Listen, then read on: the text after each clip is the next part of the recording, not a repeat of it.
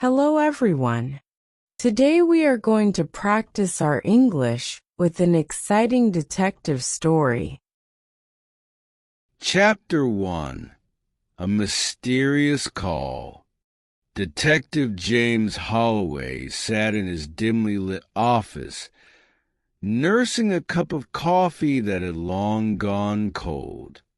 The rain outside painted ghostly shadows on the window as he stared at the pile of unsolved cases on his desk. Business had been slow, and he was beginning to wonder if the city had outgrown its need for private investigators. Just as he was about to call it a night, the phone rang. The voice on the other end was tense and urgent. "Detective Holloway, I need your help.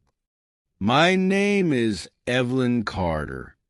My brother is missing, and the police won't listen to me." There was desperation in her voice, the kind that couldn't be faked. Holloway straightened up, sensing that this was no ordinary case. "Tell me everything," he said. Evelyn explained that her brother, Daniel, had vanished 2 nights ago after leaving work at the docks. His apartment was untouched, his belongings in place, but no one had seen or heard from him. The police had dismissed it as another case of a man running away from his debts. Holloway had heard that excuse before. "Meet me at my office in an hour," he instructed. As he hung up, he reached for his coat and revolver. Something about this case felt off, and he had learned to trust his instincts. The rain continued to pour as he stepped out onto the street, his mind racing with possibilities. As he walked towards a meeting, he couldn't shake the feeling that he was about to step into something much bigger than a simple missing person case. And he wasn't wrong. Chapter 2. Clues in the Shadows. Evelyn arrived right on time, her eyes red from sleepless nights and worry. She handed Holloway a photograph of Daniel, a young man with sharp features and a confident smile. "He's not the kind to just disappear," she insisted. "Something happened to him." Holloway examined the photo and nodded.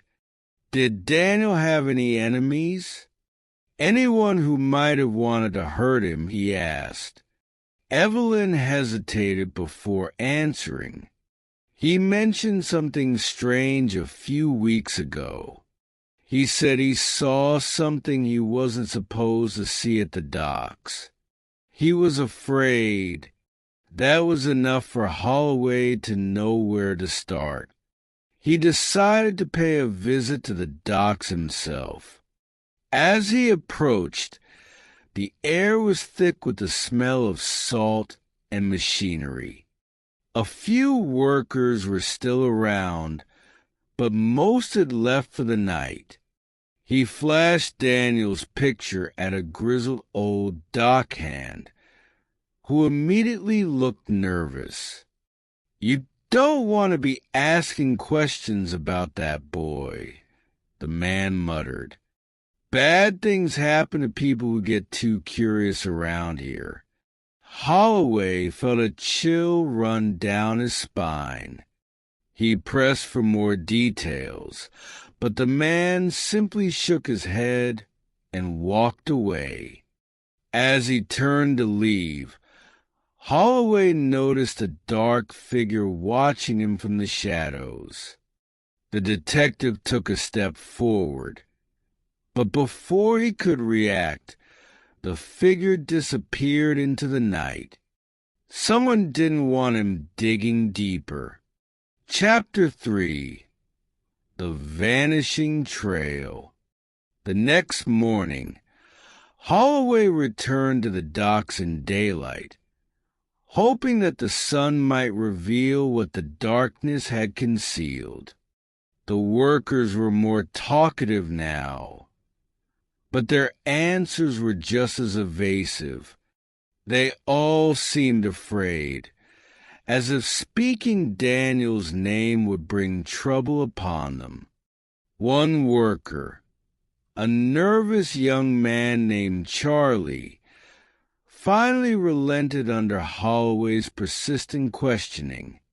Daniel told me he saw a shipment being unloaded at the docks. Something illegal. He said the men in charge weren't the usual dock workers. They were dangerous. That was the first real lead.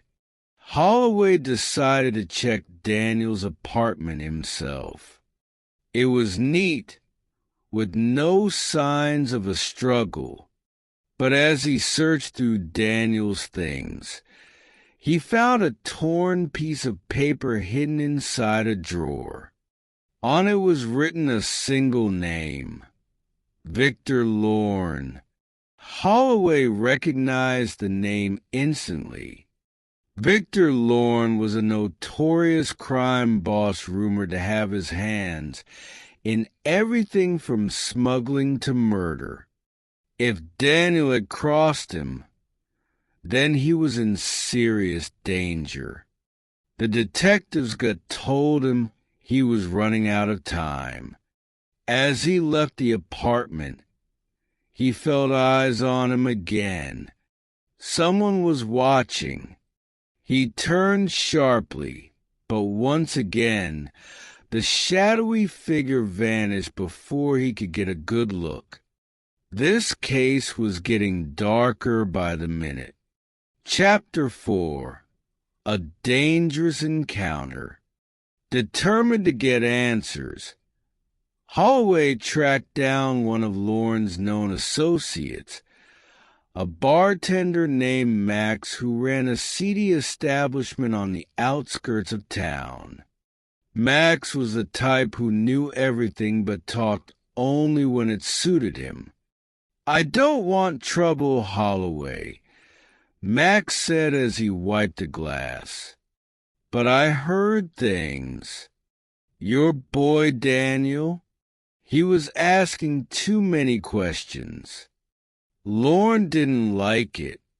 That's all I know." Holloway leaned in. "Where is Lorne now?" Max hesitated, then sighed. "Warehouse by the river. But if you go there, you better be ready. Lorne doesn't like visitors." The detective didn't waste time. He made his way to the warehouse, gun at the ready.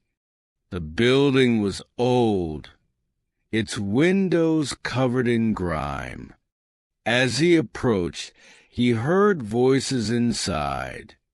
Carefully, he slipped through a side entrance and hid behind a stack of crates. In the dim light, he spotted Daniel, alive but bound to a chair. Lorne stood nearby, speaking in a low voice to his men. "No loose ends," he was saying. Holloway knew he had to act fast. Chapter 5. Justice in the Fog. Holloway took a deep breath and stepped forward, his gun raised. "Let him go, Lorne," he said, his voice steady.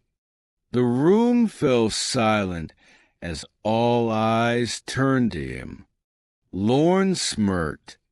"Detective Holloway, I was wondering when you'd show up."